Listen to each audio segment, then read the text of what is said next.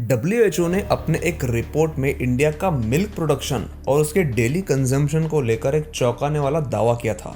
उनका कहना है कि इंडिया में मिल्क प्रोडक्शन और उसके डेली कंजम्पशन के बीच कमाल का गैप है और एक गैप भरने के लिए काफ़ी ज़्यादा क्वांटिटी में एडल्टरेटेड मिल्क मार्केट में बेचा जा रहा है। WHO का कहना है कि ये काफ़ी गंभीर मुद्दा है और अगर ऐसा ही चलता रहा तो भारत जल्द ही एक कैंसर हब बन सकता है।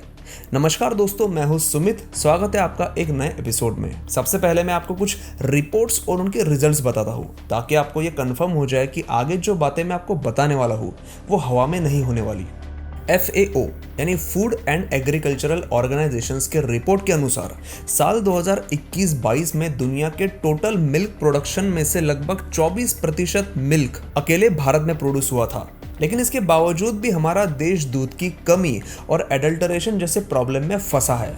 पीटा के रिपोर्ट्स के अनुसार इंडिया का 33% पॉपुलेशन और लगभग 70% साउथ इंडियन पॉपुलेशन दूध से एलर्जिक है। मतलब ये लोग दूध को प्रॉपर डाइजेस्ट नहीं कर पाते। लेकिन इतना सब होते हुए भी मिल्क का डेली कंजम्पशन कम होने का नाम नहीं ले रहा है। FSSAI की एक रिपोर्ट्स में भारत में पाए जाने वाले टोटल दूध में से 68% मिल्क और मिल्क प्रोडक्ट्स उनको निर्धारित की हुई गुणवत्ता से मैच नहीं हो पाते। ये तीनों गवर्नमेंट रिपोर्ट्स एक ही बात बार बार चिल्लाकर बता रहे हैं कि भारत में बिकने वाला दूध डेंजरसली एडल्टरेटेड है। इसके चलते WHO के अनुसार 2025 तक लगभग 87% इंडियंस को कैंसर हो सकता है। इकोनॉमी के एक फंडामेंटल रूल के अनुसार डिमांड और सप्लाई चेन में यदि डिमांड कई गुना बढ़ती है तब सप्लाई में क्वालिटी प्रॉब्लम्स आते ही है और महंगाई बढ़ने लगती है।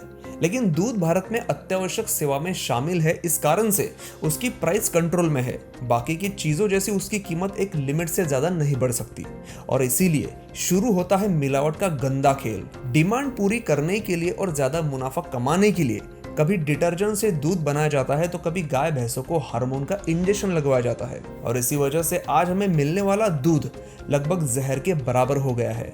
हाँ, आपने सही सुना, जहर।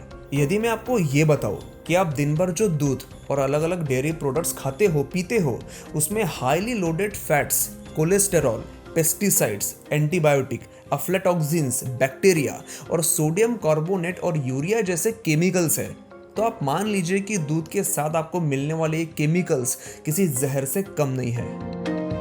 अब देखते हैं कि ये केमिकल्स कहां से और कैसे अपने दूध में आते हैं या फिर डाले जाते हैं। सबसे पहले जानवरों को पेस्टिसाइड्स या हर्बिसाइड्स छिड़का हुआ फूड दिया जाता है। साथ में उन्हें कुछ इन्फेक्शंस ना हो इसीलिए एंटीबायोटिक की हाई डोज भी दी जाती है। जानवरों को दिया गया ये सब केमिकल उतरता है उनके दूध में और आजकल तो गाय भैंसों की दूध की क्वांटिटी बढ़ाने के लिए उन्हें अलग अलग हार्मोन्स की इंजेक्शन देना ये तो आम बात हो गई है। मानो वो इंजेक्शंस दिए बिना आप दूध के बिजनेस में मुनाफा कमा ही नहीं पाओगे। और तो और जानवरों के दूध में मौजूद फैट्स का कॉन्सेंट्रेशन बढ़ाने के लिए भी इन जानवरों को अलग अलग केमिकल्स दिए जाते हैं। आपको शायद ये भी नहीं पता होगा कि आपके दूध में जानवरों का पस भी मौजूद होता है।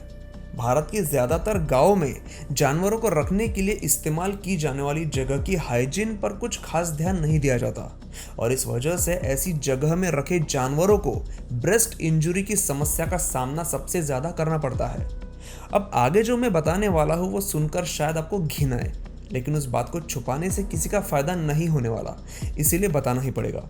ऐसे जानवरों के ब्रेस्ट से निकलने वाला पस और बैक्टीरिया दूध निकालते वक्त उसमें मिक्स हो जाता है, जिससे दूध गंदे तरीके से एडल्टरेट होता है।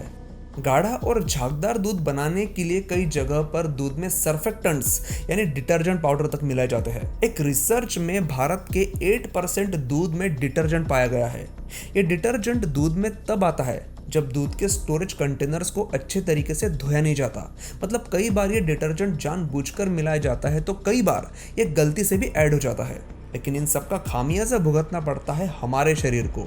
इन सारे केमिकल्स से हमारी बॉडी का टॉक्सिन लोड बढ़ जाता है। ऐसा दूध रोज पीने से चेहरे पर एक्ने, पिंपल जैसी छोटी सी समस्याओं से लेकर कैंसर जैसी बड़ी बीमारियों का सामना भी करना पड़ सकता है।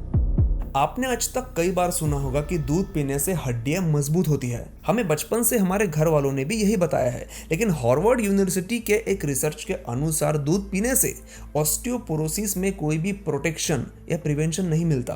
अब ये एक डिबेट का विषय है, लेकिन कई सारे रिसर्च में ये बात भी सामने आई है कि इंसानी शरीर के लिए जानवरों का दूध जरूरी नहीं होता। अगर हम बाकी के जानवरों की लाइफस्टाइल पर भी नजर डालें तो कोई भी जानवर अपनी बाल्यावस्था के बाद दूध नहीं पीता। और जो एक अटकल लगाई जाती है कि मिल्क से हमें कैल्शियम मिलता है, तो कैल्शियम के बहुत सारे अन्य सोर्स भी है जहां से आप कैल्शियम ले सकते हैं। लेकिन फ्रैंकली स्पीकिंग, हम इंडियंस को दूध की इतनी आदत लग चुकी है कि इतनी जल्दी हमारे डेली लाइफस्टाइल से ये दूध अलग नहीं होने वाला। तो मैं आपको ये नहीं बोलूंगा कि आप दूध पीना छोड़ दें, लेकिन आपका दूध कहाँ से आ रहा है इसका ध्यान जरूर रखें। तो ये सब सुनने के बाद दूध पीना है या नहीं पीना, कौन सा पीना है, कैसा पीना है, ये फैसला आपको करना है। बाकी इन्फॉर्मेशन अगर यूजफुल लगी हो तो प्लीज़ इस वीडियो को लाइक ज़रूर करिए और अपने चाहने वालों को ज़रूर शेयर कीजिए। मैं हूं सुमित और मैं मिलता हूं आपसे अगले एपिसोड में।